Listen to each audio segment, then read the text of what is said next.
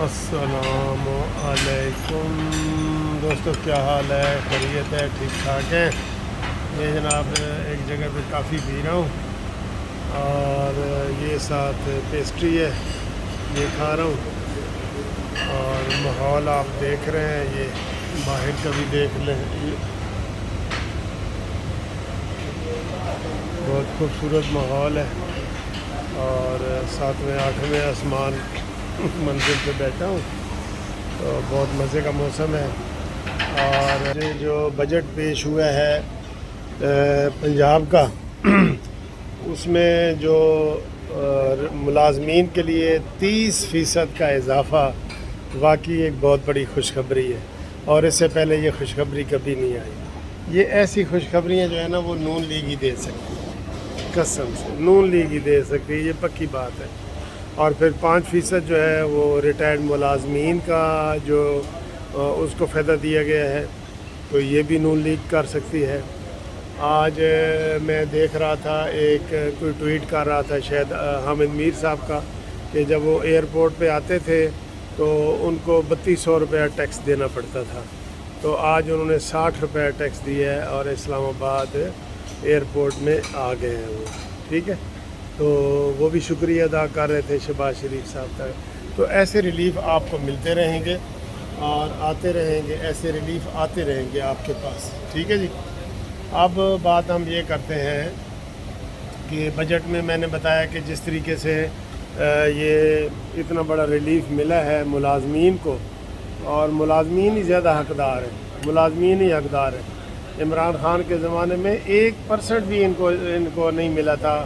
ایک بجٹ ایسا آیا تھا، ہم نے بہت تنقید کی تھی، 1% بھی نہیں ملا تھا۔ تو اب 15% پہلے وفاقی حکومت نے کیا، اور اب صوبائی کا بھی کر دی ہے، تو ہم ان کو مبارکباد دیتے ہیں۔ اور پینشنر جو ہے خاص طور پہ، جن کا میں نے بتایا کہ میں کیس کر رہا ہوں، میری ان کے ساتھ بڑی ہمدردی ہے، تو وہ بھی جو ہے خوش ہیں کہ ان کا یہ اضافہ ہوا ہے۔ اگرچہ مہنگائی کے مقابلے میں یہ اضافہ کم ہے، لیکن ہوا تو ہے نا، نہ ہونے سے تو سر برابر ہے نا۔ اور دوسرا جو اہم کیس ایک سپریم کورٹ میں لگا ہوا تھا جسٹس شوکت عزیز صدیقی کا۔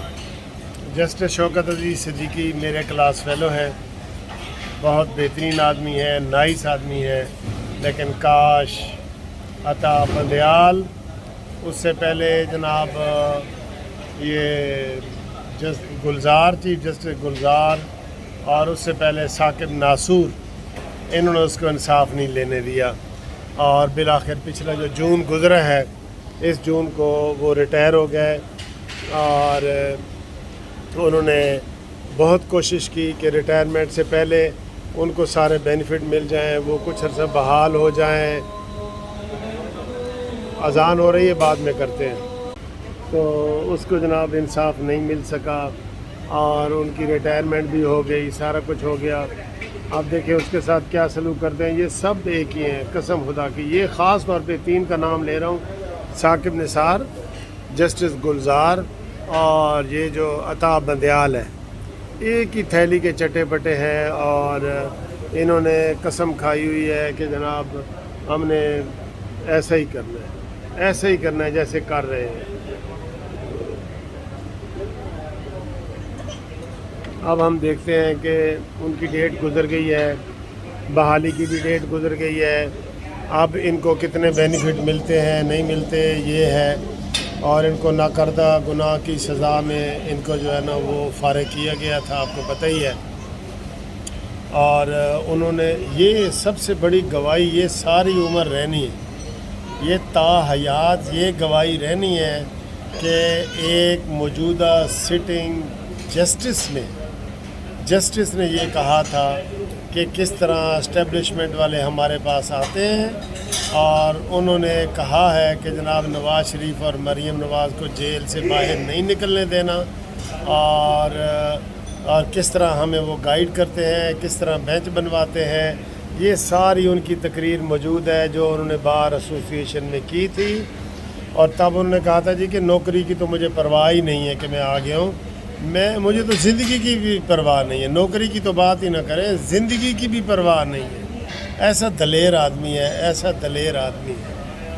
غربت اس نے برداشت کر لی ہے، اس کے پاس کوئی پیسے نہیں ہے، 3-4 سال سے وہ جناب غربت کی لائف میں جا رہا ہے، تنخواہ بھی بند ہے، سارا کچھ آپ خود دیکھ لیں، تو پھر بھی جناب وہ چٹان کی طرح کھڑا ہے۔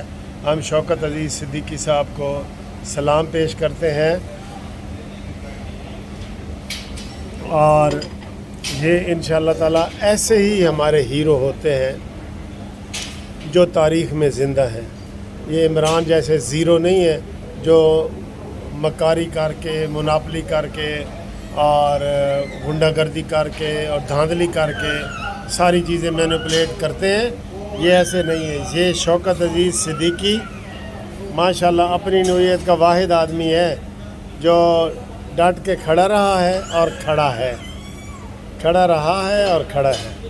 تو یہ انشاءاللہ تعالیٰ ایسے سپوت ہمیں انشاءاللہ اور بھی ملیں گے، اور ابھی اور خوشخبریاں آئیں گی جب اگلے بندیال کے بعد جو چیف جسٹس یہ قاضی فائز عیسیٰ صاحب بنیں گے، تو اور ہمیں ایسی خوشخبریاں آئیں گی۔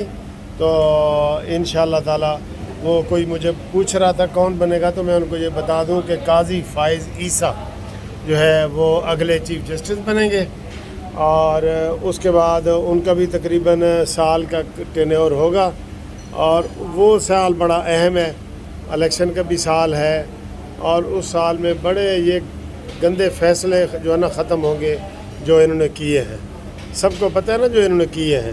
تو انشاءاللہ تعالیٰ آپ اچھائی کے لیے امید رکھیں، اور ہم بھی امید سے ہیں۔